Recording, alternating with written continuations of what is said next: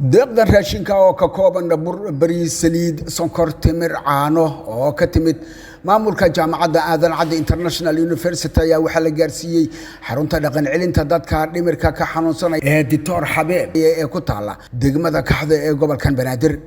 gudoomiyaha mu'assasada jaamacadda Salaam Professor Dr. Xasan Cali Maxamed Dr. Canaboro oo goobjoog ka ahaa halkaasi ayaa ka hadlay ahmiyadda ay leedahay in la gargaaro dadka ka xanuunsanaya dhimirka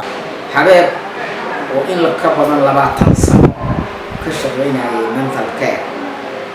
إلهي سبحانه وتعالى جنة بدهم جينا محيري وكشغلين قوة مارتي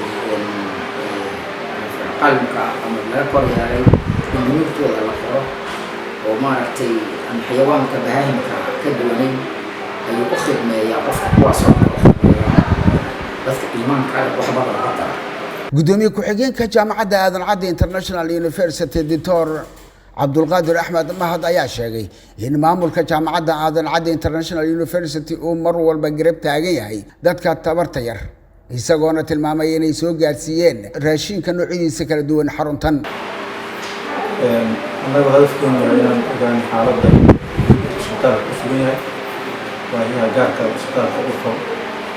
iyo dadaalka uu haayo ummadda Soomaaliyeed doctorka inaan u mahadcelino iyo hadafkeena ahaa waxaa kaloo na sii dheeraa inaan maanta keeno deeq raashin ku jira bariis sokor timir shaambo saabuun iyo waxyaalo kale yaryar intaas waa ka soconaa markaa jaamacadda aadan cadde وعالمي معمولك المعلمين تاع الأردية وحنا رسعوا ميدي الأردية جامعة الجمهورية مركا تيم فاميلي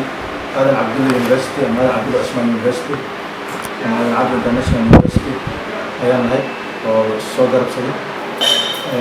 مسؤولية الدكتور كهايو دكتور عبد الرحمن علي عوالي دكتور حبيب يا كم هاد علي ديقدن راشينكا اي سو غارسيين مامولكا جامعadda aadan cadde international university halkan waxa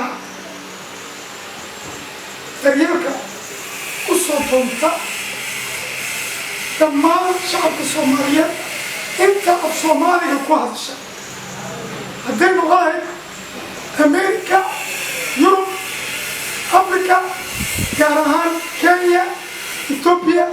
الصومال. وفيرال هوسبيتال طبعا شغالين أفريقيا وتصل. من ناحية سأتلك اللي قد تكري هي على كينيا بوكانكي وفاميلي ستوصل العرن هي الكينيا. مركا وهوسبيتال شغالية. سبعة كل شقاية فول تايم كل شقاية هبني معي موسى عثمان أبطو